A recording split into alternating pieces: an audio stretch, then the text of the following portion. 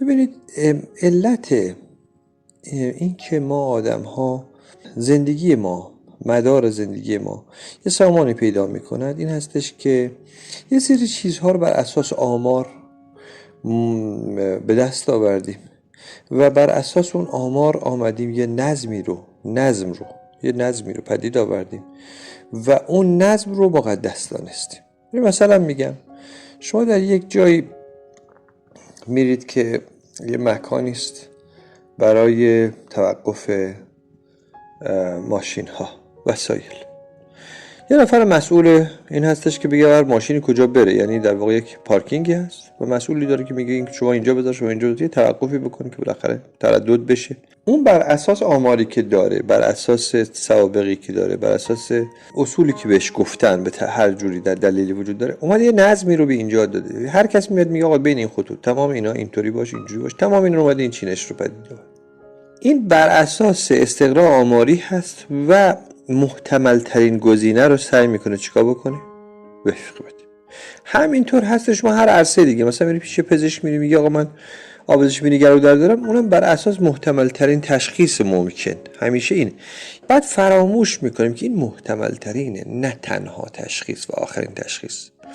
و این نظمی که من قرار دادم برای اینکه ماشین ها در پارکینگ قرار بگیرن، یا اون پزشک برای اینکه مریض رو نسخه به دستش بده و پیگیری بکنه، این چیزای دیگه ممکنه باشه. کی میتونه اون رو ببینه؟ اون کسی که از قوه خیال بالاتر آمده باشه. اون ممکنه بیاد توی پارکینگ یه جوری ماشین بیاد بزنه که جای سه تا ماشین هم بگیره. بعد اون یکی که مسئول پارکینگ هم میگه نه بر اساس سوابق من حتما اینجا میاد پر میشه و این مانع این هستش که دو تا ماشین دیگه اینجا باشن و بعد ماشین میتونه اصلا خارج بکنی. ولی اون کسی که بر اساس دید عقلی دیده، اون رو تا پایانش دیده که این پارکینگ نصفش هم پر نمیشه، بلکه اصلا امروز خالی اصلا، اون میاد میزنه. ولی اون میگه شما اشتباه میکنی. یعنی اشتباه و صحیح رو بر اساس استقراء آماری و احتمال و خیال خودش میاد میچینه. اون تا این اندازه محقه. اما اگر گفت آقا اینی که من میگم بهترین و تنها نظم موجود هست، این اشتباه. اما تا اغلب آدم ها به این اندازه از ادراک و شعور نمیرسه. همیشه تمام عمر در همون اندازه چی هستن؟ متوقف.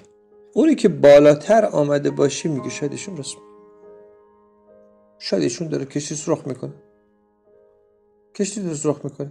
اما حتما یه دلیل داره که داره سوراخ میکنه، من نمیدونم. کشتی نباید سوراخ کرد، کار دایسایی هم نیست، یا ما رو غرق میکنه یا بالاخره صاحبش ضربه میزنه. به هزار دلیل نباید کشتی رو سوراخ کرد، اما اون دلیل 1001 اون فوت کاره که من نمیدونمش. بنابراین باید در یه جایی چیکار بکنم؟ سکوت کنم. جامعه‌ای که بر اساس یه نظمی بر مبنای خیال چیده شده و زندگی که بر اساس یه نظم خیالی چیده شده، همیشه از اون تشخیص عقلی جامعه که همه چیز رو دیده، همیشه از اون محرومه. به همین خاطر هم هستش که همیشه میاد تو اون نظم خیالی خودش یه اندازه های حدود، ما هم ناگزیریم با همون کنار بیایم، اما اگر به همون بسنده کردیم اشتباه محض. یه نفر گفت آقا زندگی چطوری؟ گفت آسته برو آسته بیا که گربه شاخت نزنه. یواش بیا، برو بیا. زندگی اینه، مدار زندگی اینطوری هستش که تو باید.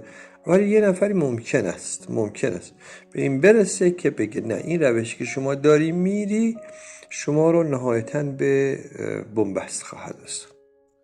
اون یه دید جامعه تری میخواد و ما باید ایمان داشته باشیم اون دید جامعه وجود داره. هرچند که امروز بر اساس باورهای امروزون، خب این ایمان هست که انسان رو سرشار میکنه، این ایمان هست که انسان رو نجات میده، این ایمان هستش که موسی رو خضر میکنه.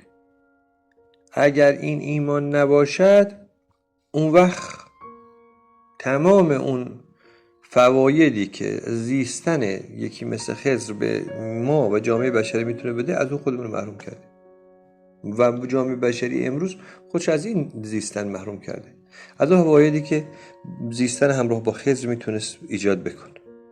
و ما از اون غافلیم. ما فکر میکنیم که همین که مثلا کشتی سالم نگه داریم، همین که دیوار رو نمیدونم رها بکنیم، خودمون رو وقتمون تلف نکنیم، همین که نمیدونم همینجور بریم آسته بریم و بیایم، همین جامعه رو سر سامون میده.